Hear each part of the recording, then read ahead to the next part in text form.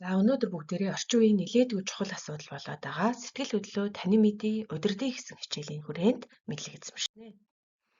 За сэтгэл хөдлөл гэдэг бол үндсэндээ гадаад болоо дотоод орчны нөлөөнд хариу үзүүлж байгаа хүний мэдрэмжийг илэрхийлсэн ойлголт гэдгийг мэднэ. За 5 мэдрэмжийн тусламжтайгаар сэтгэл хөдлөл маань төрдөг байгаа. За энэ дэр сэтгэл хөдлөлийг үндсэд нь тааламжтай буюу эерэг сэтгэл хөдлөл, тааламжгүй буюу сөрөг сэтгэл хөдлөл гэж ангилдгийг бид бүхэн мэднэ.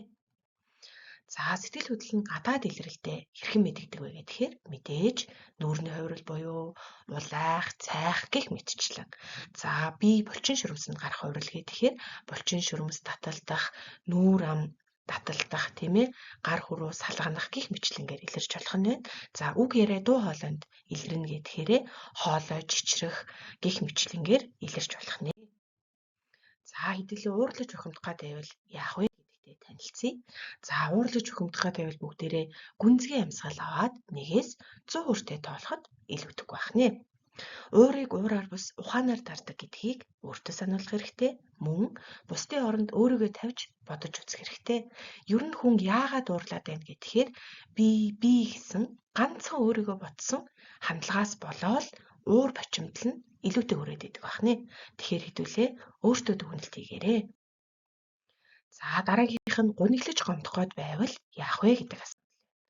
За энэ дээр гуниглаж гомдох гээд байвал хэдүүлээ уртаар амьсгаа аваад биеэ судлах хэрэгтэй. За өөрийнхөө дуртай зүйлийг спортоор хичээллэх, дуу сонсох гэх мэтлэнгээр хийх хэрэгтэй. За мөн бодит байдлыг тал бүрээс нь тухайн чамаа гомдоогоод гуниглуулад байгаа хүний талаас ч бас бодож үзэх хэрэгтэй байдаг байх нэ. Зарим тохиолдолд хүүхдүүдээ бид өөрөө л учиргүй гомдоо яваад байдаг. Нөгөө гомдоосон тал маань юу ч мэдэхгүй байх тохиолдол байгаад байдаг. Нэгэсэндээ санамсаргүй үйлдэлийн улмаас гомдоод явах тохиолдол байдгаа гэсэн үг. Тэгэхээр хэдүүлээ маш сайн ярилцаж ойлголцох хэрэгтэй.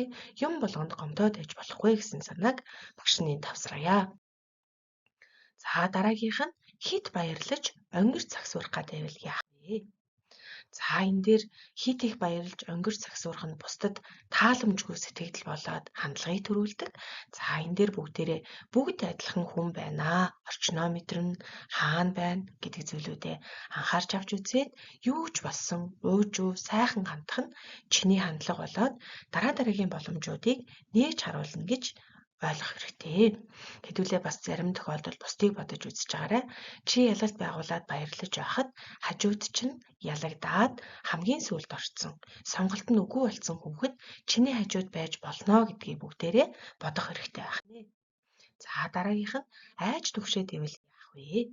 За энэ дээр бүгдээрээ айж түгших тал дээр ер нь мэдгүй юмнасаа бид их айгаад байдаг. За тэгэхээр мэдлэг туршлагаа түгээн дэлгэрүүлээд бинтайгаа ярилцах, тэлэх хэрэгтэй байдаг бахан. За мөн сөрөг сэтгэл хөдлөлөө хянах хэрэгтэй байдаг бахан. За мөн амьсгалын дасгалууд, бясалгалын дасгалууд хийдэг хэрэгтэй байх нь. За мөн дэсвэр төвчээрээр бүгдийг даван туулна гэдгийг бас бодож үзэх хэрэгтэй байх нэ. Айгаалах юм бол аргалж хүртэл хөдлөнө гэдэг шиг айгаалах юм бол асуудлууд томроод хүндрээл гүнзгийрэл яваад байдаг гэдгийг та хэд мань ойлгоорой. За хүүхдүүдээ амжилт гэж амжихыг хэлтгэе.